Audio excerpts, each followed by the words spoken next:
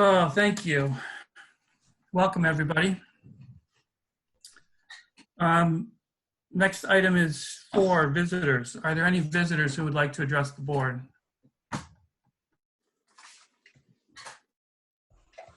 Jason, do you see anybody? I do not, Jeff. Okay, thank you. Okay, the next item is the consent agenda. We have the minutes of May 6, 2020, and several staff changes. Does anybody want to remove any of these items for further discussion? If I hear no, if I don't hear any things that want to be removed, the consent agenda will be adopted. I guess I'd like to talk about the resignations. Okay. So we can remove 5B and put that in at, let's see, would that be old business or new business? We'll call it new business at 7B. Any other objections? All right, hearing none, the consent agenda is adopted as amended. Item 6A, Kevin, COVID-19 update. Hi, everybody. A few things to talk about tonight on the COVID-19. First off, I believe at this point you all have the data that came out from our surveys and have had a chance to look at it. All I'm going to do right now is give you kind of an overview of what we saw from a point of view of all the schools, because one thing that was very, very interesting is that each school was just about the same as far as the responses, especially the elementary schools, which was very interesting. In all three, the responses were about the same. There were 925 full surveys, completed surveys, which we thought was pretty amazing. Certainly a good overview of the community and of our parents and of our students. So I'm just going to go over a few things. If you then have any questions, let us know, and I'll also open up the principals if they want to say anything more. As I said, there were 925 responses. Some of the major questions that were asked, one was on the amount of work that students were receiving. And overall, this is what you wouldn't have, because we took a combination and came up with an average in certain cases. Average-wise, 61, almost 62% felt it was just right. 32.5% felt it was too much. And about 5% felt it was too little. Interestingly, when you break it up into students and parents, there may be no surprises there, but parents felt pretty overwhelmingly, 75%, that it was just right. Students, on the other hand, almost 60% felt it was too much. And that's it, students and parents. But overall, as I say, it was about 62% that felt things were going okay with work.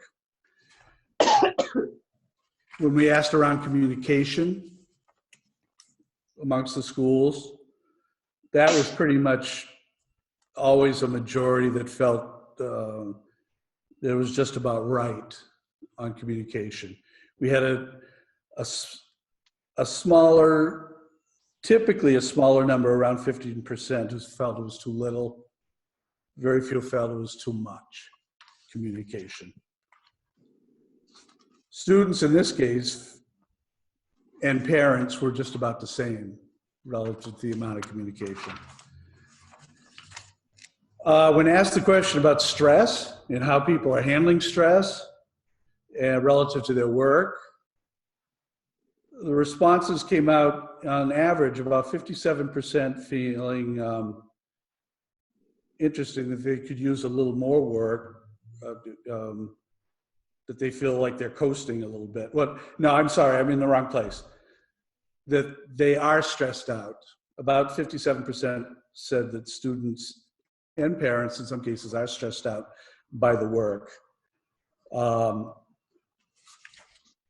And parents and students were pretty much alike on that, just around 57% throughout, that it felt there was some stress there.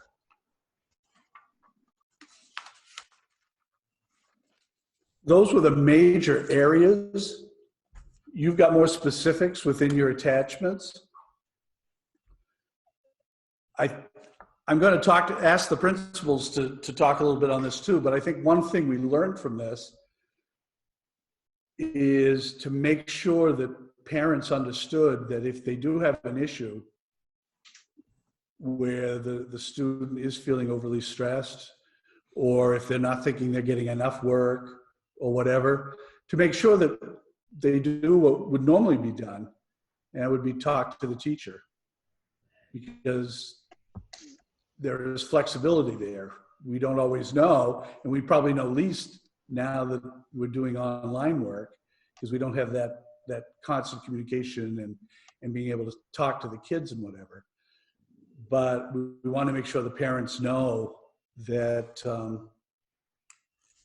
that's what they should do, is talk to the teacher, talk to the principal, and then we can monitor and adjust as necessary, which is what we do all the time in education.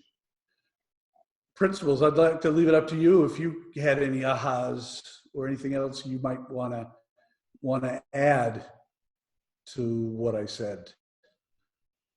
Maybe I'll just, okay, Angela? So yeah, we were, really pleased with the results. We also, I think we had over 40% response at SATEC. So that's really high. So we felt really good about that. And I think some of the overall numbers that you were reading off were district-wide. And I think when I looked at it, the K-8 numbers, I think we probably had less students that took the survey. And so, I think for the most part, in the pre-K-8s, the amount of work was like 3/4 was like right on. So we felt really good about that. We had numerous, positive, thankful comments. And then I think some of the feedback that we received, there were things that we already kind of knew about and we were starting to work on. And then some other things that we've, like Kevin was talking about, yeah, if it's too much, just tell us and we can adjust right away. And then the third piece of it in the feedback is some of the things that we're going to need to use some of our in-service time in June with the staff and the teachers to try to, make improvements in it in the event that we need to utilize it in the future. So those are kind of 3 ways we were looking at the feedback. So it was really helpful to get some of that. And like I said, some of the things we already really knew about and we're already working on, some we could address pretty immediately, and some, just talking about, like our Google Classroom format is to have some alignment across our grade levels so it's similar, because you have students in different grades and it looks different or presented differently. So those are some of the things we want to continue to work on.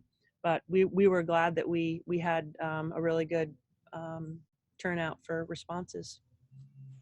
Thanks, Angela. Other principals have anything they want to say?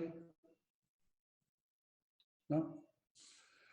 Kevin, I'll just add, at BFA, we had quite a difference when you look at the BFA between the students and the parents in a couple places. But when we looked at the comments, I think they really told us a lot. We did a theme analysis across all the comments that we got. And it's almost equal in the comments for too much and not enough to do or doing just fine. It's really kind of split. And you'll see that at the end on the last slide from BFA, what we saw that was, sometimes you'll see like you're communicating really well or your teachers are being really flexible. That's a pro. And then as a con, your teachers aren't being flexible enough. So I think it's really gets individual and not, it's hard. So I think, all in all, I took it as BFA. We're at the right place but there are extremes, and for individual kids, we need to do some adjustment. But I think we're right at the right spot right now. Thanks, Bill. Joan? I just wanted to add that I was so grateful for the parents that took so much time and so much care in how they responded. I found that they were really understanding of how much we had done in a short time. And I was just so impressed by the fact that they took the time to explain that to us while giving us their feedback. So I have to say that the way that parents went about dealing with it was really constructive in the few places where they had to give us like, this could be better. It was just overall a really nice feeling.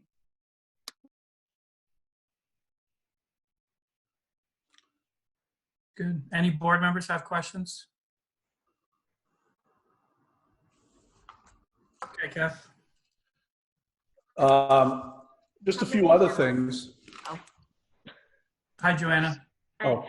How many professional development days do you have currently for the end of the school year after students are finished? So we're doing our 175 days ends on the 15th of June. And then there are presently three professional PD days after then. So we go until the 18th. Oh, okay. Okay. And do you think that will be enough time to get plans in order for the fall? That's the $60 million question. Yeah, I don't know, because we don't know what we're preparing for. I know. We're preparing for all contingencies, Joanna, and when we get better information about what's going to happen, not just, and this is actually one of the other items I've got on here, which I can go into, is we don't even know what's going on for the summer and what work will have to happen there. And we are doing some things with the summer now. But as soon as that happens, then we're going to have to make some decisions about what happens with the school year. Mm-hmm. That was my next question, was about summer school programming for students. So I read the daycare summer program guidelines, and it sounded like you could have up to 25 kids in a room. That was, I didn't think it was even that many. But if that's true, are there plans for summer intervention programs? Or are there ideas? I'm not saying it's all planned out right now, but are there? There are ideas. Angela, do you want to talk to that first? I see your hand up. Well, I was going to explain a little bit, Joanna. I met with Kelly Vans just yesterday, I believe, and we're going to host some of the rec camp programming for the day camps at our school. And with a lot of the recommendations and information that comes out, they are contradictory. So while it does say that you can have up to 25 in a classroom and area, it does still expect you to follow the appropriate social distancing guidelines. So if you look at a classroom, you cannot stay 6 feet away from people if you're in a classroom. So what the rec department is planning, and it'll be the same for our space, is they're going to plan on groups of 12 to 15 students with a couple of staff. So they're looking at that, and they kind of did what we did and said, you can't really have 25 in there. So for us, as you probably recall with the budget, we cut our summer school program. So that for us isn't really on the table. We will be, working with Andrea and our special educators for any, authorized extended summer school services for students that have IEPs, but that'll be, very small group for us, even just one-on-one, possibly done outside depending on the situation. So with that, but I do know that we usually run open door summer camps that our families pay for.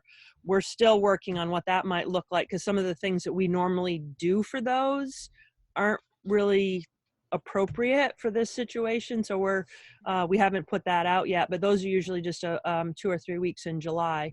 But I do know that City School does run a pretty impressive numbers of kids through their summer school program. And I know Joan's been, working on how that might look for her school.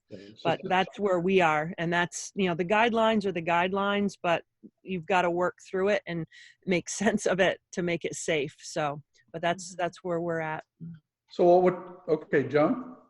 I just wanted to say, we normally do 200 to 300 students in a summer that we offer programming for. This year, there's no way.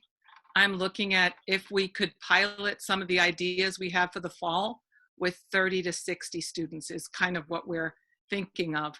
Right. What we're thinking is it would really give us a chance to see what it feels like to operate with the guidelines. And that's kind of, we're using it more right now, or we're thinking if we even get the opportunity, because we haven't been told we can do it, but if we do get the opportunity to do it, then it should be a learning experience for us as to what the fall should look like or could look like. Kevin, in Governor Scott's briefing today, the case came up for summertime meal plan to continue. And he indicated that that is the direction he wants the state to continue. How will that affect busing for us? Well, I'll start that, and then I'll let Joan talk, because she's the one that's heading this up. But our plan is to still, first off, to continue food distribution precisely as we are right now through June 30th. That would mean, when I say precisely as it is right now, is that we're transporting it out to kids and making sure they get it that way. In the summer, we plan on continuing the food distribution, and I'll let Joan explain that on how, because it's going to look a little bit different. Joan. So some of the stuff we don't have federal approval yet to do as much as we're doing right now up to June 30th. On June 30th, the federal regulations change, and it doesn't give us the same amount of flexibility that we have right now. We're waiting for them to bring the federal recommendations to the level they are right now for summer. We've got a lot of it, but not 100% of it yet. So we can't do exactly what we're doing right now in the summer until the federal regulations ease up a little bit. However, we're going to be having a meeting in the next 2 weeks where we start looking at what summer can look like. Some of the things we want to do is right now, meal delivery is really heavily dependent on if city stays up and running. So we have to be so careful with our building, because if we're down, so is food. So we've been wicked cautious. What we want to do is look at a way to distribute. Angela and I have already started talking about the role that the two schools can start playing together. So we've got a lot of work to do yet to work on summer. We've been really waiting for the regs so that we actually have something to work with. Thank you. It sounds to me, Kevin, like that would be the kind of thing that we could use some of that $30 million, whatever piece we get of that for, because that would be COVID-19 related. Our concern with that, Jeff, is increasingly it's looking more and more like we're not going to get a lot of that money. Okay. So we're not banking on that, but we are, as Joan said, banking on looking at the federal regs and seeing what we can do and still making sure it happens, because we consider that a priority to keep it going. Angela, can you remind me, anyways, I don't know about anybody else, the amount of money that you needed in order that you cut for your summer program, please? I think it was around 15,000. Okay. It was a part of I think we cut around 70, and that was part of, to get us to that 70 was the summer school programming. Okay. Yep. Thank you. Yeah, you're welcome. So the bottom line is we're still looking for some guidance. I know that if it sounds like I'm always telling you that, we're also feeling the same frustration. As things come down the road, we're listening to it. We are trying to look at the what ifs and try to be prepared, or as prepared as we can for anything. We just don't know right now. And we hear different things at different times from some of the state level people. And again, it probably sounds like I'm being critical of the state, and I'm not, because I believe they're trying hard too, and I think they're trying to work this through. But when we get definitive guidance, we're going to continue moving forward.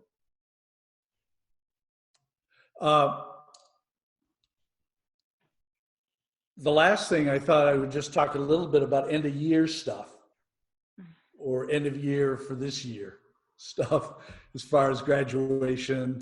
And I know we started that conversation 2 weeks ago, but since then I know the principals have been working on what award ceremonies might be looking like, what graduations would be looking like, because we have 8th grade graduations as well as the high school. And I might just go down through the principles here, and I might start out by saying it already kind of started Monday when Leanne and Lisa put on a Northwest Tech Center National Honors Award presentation, and that was kind of cool. But, you know, it's not like being there, but we still had we had presenters, we had a speech, and we were able to award things to each of the kids and have them recognized. Bill, do you want to start about what's, and I know we still do not have firm information on stuff, but do you want to start on what we do know? Sure, I'll be glad to start. And the theme is we've been receiving guidance from the AOE and then trying to use that and working with folks in St. Albans to try to pull off the best end of year events that we can. We have it down to probably 4 to 5 different activities on June 5th at Collins Pearly. And first I should shout out to a bunch of people here. Tim Vians, the principal colleagues, and Lisa, Leanne, Heather, and Sarah. I would add Preston to that as well. And the biggest one is Teresa Callan, the admin assistant in the principal's office. She's just been phenomenal coordinating all the details and getting the big picture. There's many other people I know I'm missing, but there have just been a lot of tremendous help and support. And the other ones I should say are the students and the senior parents. They've been great. And everyone wants it to be as spectacular as it can be and be within the traditions that we hold at BFA. So we're trying to do that. We're going to have, on June 5th, we're going to start with a cap and gown and yearbook distribution at Collins Pearly. We're using Collins Pearly because there's more space there for cars when we have folks come to pick things up or to partake in something. So we're using that complex. On Sunday, and we'll get the times out for these, we just don't have the time set. On Sunday, June 7th, we'll have the Senior Sports Awards and co-curricular activities. That's being produced right now. That will be a virtual. We're going to have those on broadcast on channel 15 and YouTube as well at the same time, and then they'll be up on YouTube for people to watch. On Monday, the 8th, in the evening, we'll have the same broadcast with channel 15 and YouTube, and we'll be doing the class night. If you recall from years past, there's just been 3 different events where scholarships and awards were handed out. We've condensed that down into one. We will be having our salutatorian give their speech at class night, as they always have, and then also giving awards and recognitions to the students and scholarships. That's being produced as well for broadcast on then. And then on Tuesday, Wednesday, and Thursday, we're going to have, at Collins Pearly, we're going to have appointment times for students to come and receive their diplomas and walk across the stage. That will be filmed and put together with all the speeches and the rest of graduation filmed earlier to broadcast at the traditional time of 11 a.m. on Saturday via Channel 15 and YouTube for graduation. We have the music department's great. They're putting together the music right now. We have the students and the speakers getting ready to they're writing their speeches. We're starting to work on that and get people ready. Our master of ceremonies has been the class president, so Alex will be doing that as well. And the students right now are nominating who they would like to be their speaker. So we're in the midst of that. That's due this Friday. And then we're going to go put the rest of it together. Our production schedule, this is pretty complex. We start actually filming on Friday to get everything to hit all the production dates after we backwards mapped it to have everything hit those timelines. So we're setting up the pack for a lot of the recording, just as Lisa and Leanne used it the other nights. Kevin, did I miss anything? I don't think so. Highlights of who we've talked about? No, that's good. Thanks. I know work's going into that. Yeah, let me add one more thing. There is written detail and more communication that's going out either tomorrow afternoon or Friday morning to all the seniors and their parents. We're working on all that detail. We really couldn't lock down the timeline until yesterday. Then the elementaries are pretty much doing similar things, but Angela, would you like to? Yeah, I can explain. I think the 8th grade is going to be doing some, following the same kind of guidelines like Bill talked about of what the state is requiring us to do. Obviously not an in-person, full-on graduation. So we're each doing, I think, a very similar kind of a thing. I know we will be pre-recording the entire graduation program for beginning to end, doing the same kind of thing Bill talked about, just pre-recording, the student speeches, the awards, and all the pieces of a regular graduation ceremony.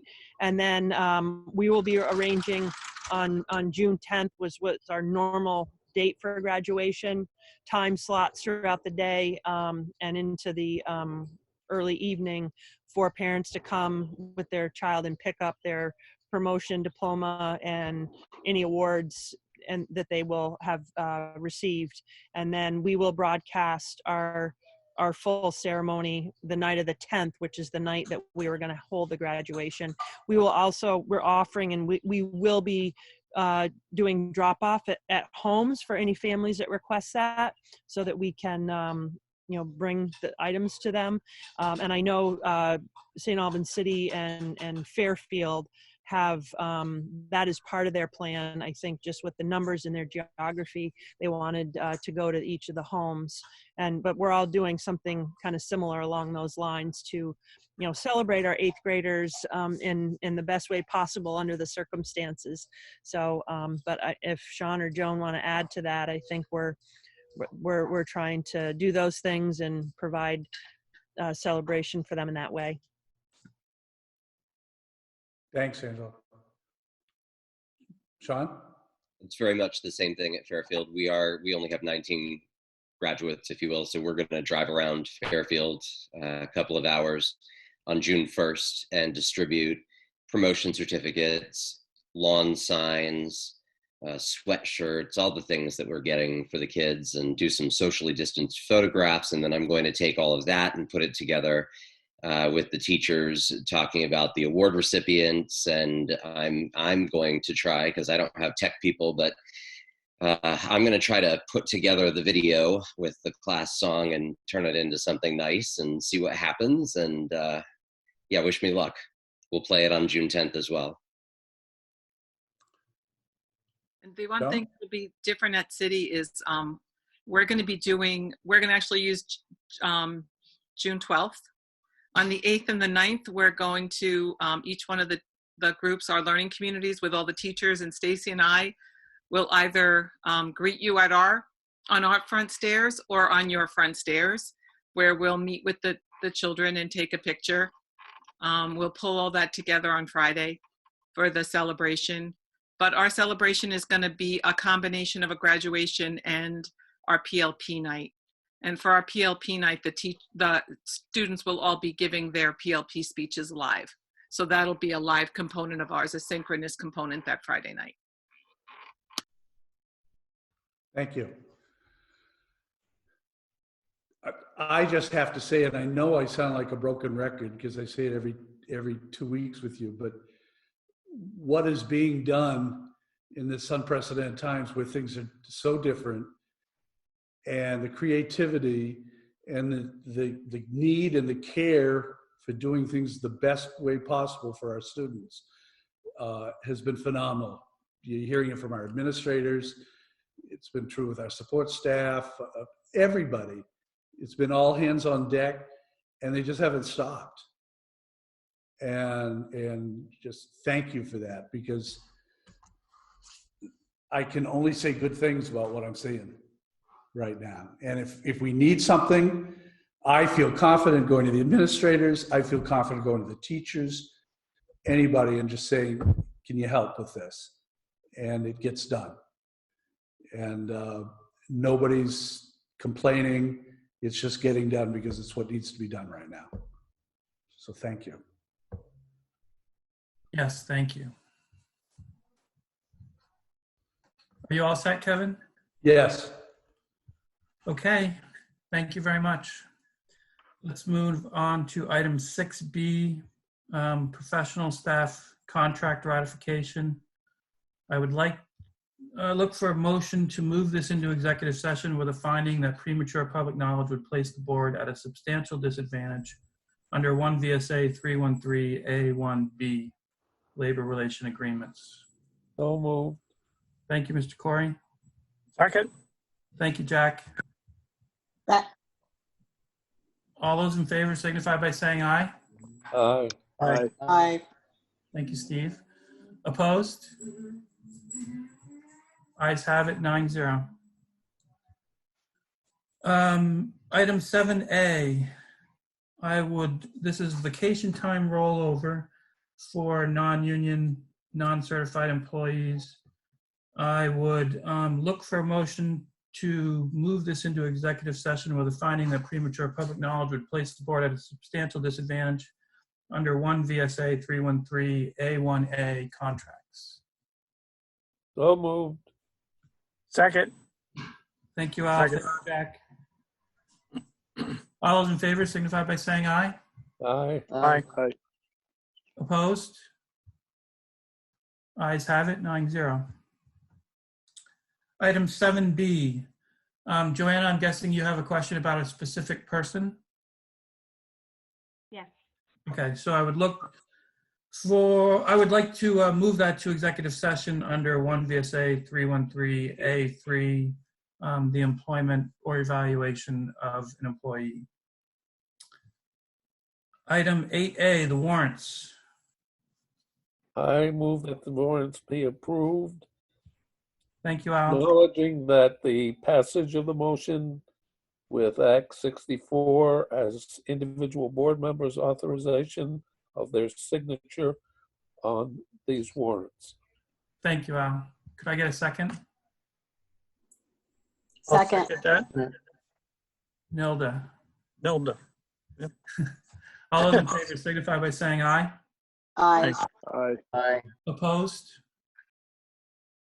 Ayes have it, 9-0. Okay, item 8B, superintendent's reports. We're back to you, Kevin.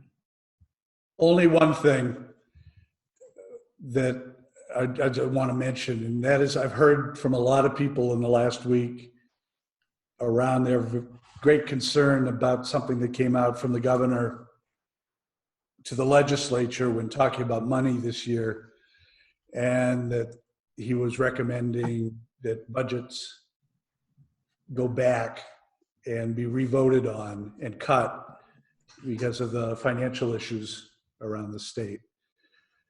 And that's caused an awful lot of consternation, as one might expect, mainly for two reasons. One, logistically, what that would look like when we're now in late May, and we have to look at redoing budgets, when at this point, he won't even allow for mailing of ballots. So how is that going to get done? And also, in addition to the fact is that schools are worried right now, just to go back and what we were talking about earlier, we're not even sure what school's going to look like next year. And we're worried that it might cost more relative to expenses, depending on what we're going to have to do relative to that. But the good news is, as of today, I'm hearing that has been walked back to, well, I was just brainstorming. And the legislature, certainly the chairs of the House Ed and Senate Ed, and the Ways and Means are feeling that that's just not doable. So I would say never, I guess you'd never say never, but I'm thinking at this point that we probably have bigger things to worry about than that right now. And it'll take care of itself. Yeah, I mean, the point was made too, especially that that such a large percentage of the budget is payroll, and we're past the point where we can RIF employees. So what are you talking about, revoting on? Precisely. Yeah. That was the question I actually had, Jeff. Not that I'm not being a proponent of riffing anybody, but my question was that if you just receive or just dole out letters of intent, are you able to even riff someone after that? And that's just a curiosity question, not a I'm not promoting you. Yeah, I'll let Bill or Kevin answer that about the deadline for riffing. There are RIF dates within the contracts. Okay. And I can't remember what they are. Is it April? They've all something? gone by. Yeah, they've gone by. Yeah. Okay. They're all I just by. didn't know if you just got a letter of intent versus an actual contract, if that made a difference. So I was just wondering. No. Okay. Thank you, Kevin. Board announcements. Anybody have anything? I do. Hi, Sue. Hi. So I just wanted to say that it's been a really tough couple of weeks with the AP exams and technical difficulties submitting AP exams and all that kind of stuff. And the fact that one of the AP teachers went around to every single student in his AP class, brought them their Friday morning breakfast and chocolates to help boost their performance, as well as a handwritten card, was really probably one of the best things that's happened since this all started. Probably the second smile I've seen on my daughter's face, really, since this all started. So I just wanted to put out a huge kudo, thanks to those teachers that are going so far above and beyond. That's all. Thank you. Yes, that's amazing. Okay. If there's nothing else, agenda items for future meetings, we will stay moving on as we have been.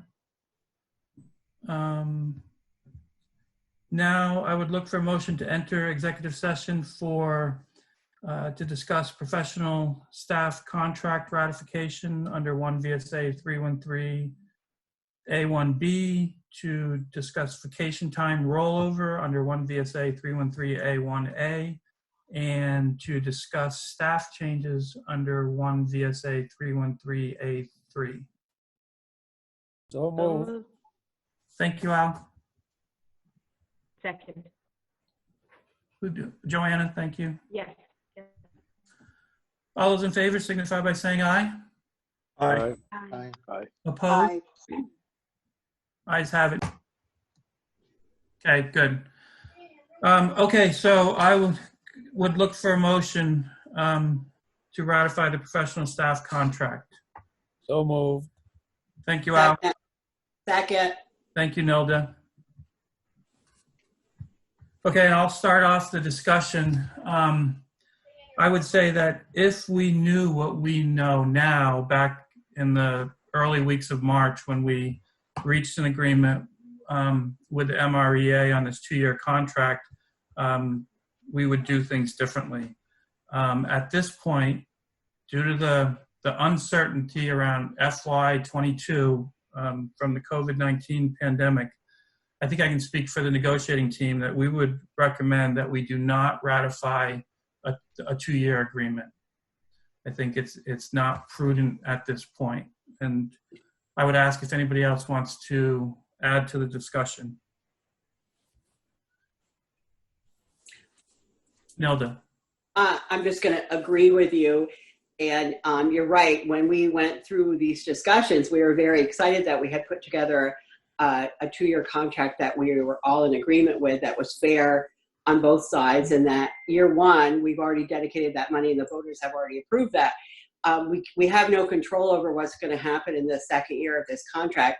And if anyone has spent like 2 minutes listening to local news or state news, we know that there aren't a whole lot of other people that know what's going on either. So this is the prudent thing to do. And we could never have anticipated a global pandemic, when we were putting this professional agreement together. So I totally support doing what we're doing and not ratifying tonight. Nina? Yeah, I just want to agree too with Jeff and Nelda. I mean, I can't say any more that they've already said, but we're just in a situation we never thought we'd be in, and we're just kind of got to take it day by day. So I agree. Okay. Anyone else? Hindsight can't be 20/20, so we should go ahead and. I thought hindsight was 20/20. That was too. Not anymore. Yeah.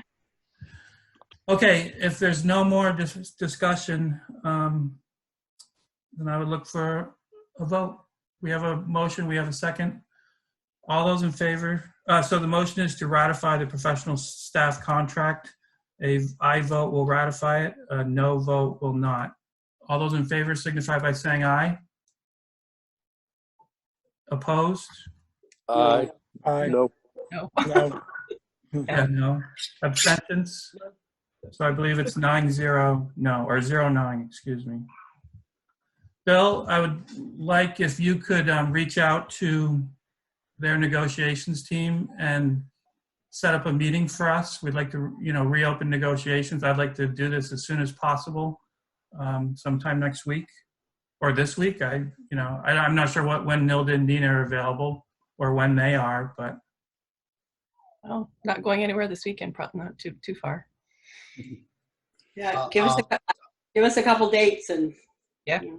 Yeah, let me see what I can do. I'll talk to Mike tomorrow. Okay. Thank you very much. And then I would look for a motion about vacation time rollover, Nilda.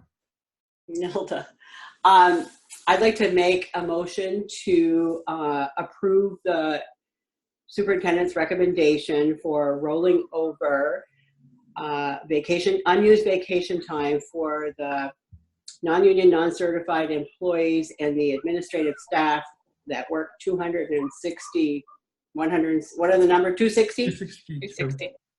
And that the rollover be allowed to be used up over a period of 2 years, and that this is a one-time, non-precedent setting agreement. Thank you, Nilda. Thank you, Nina.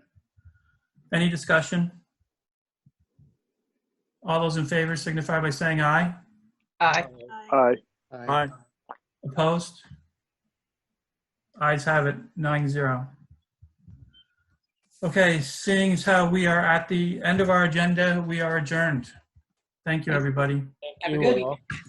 Good job.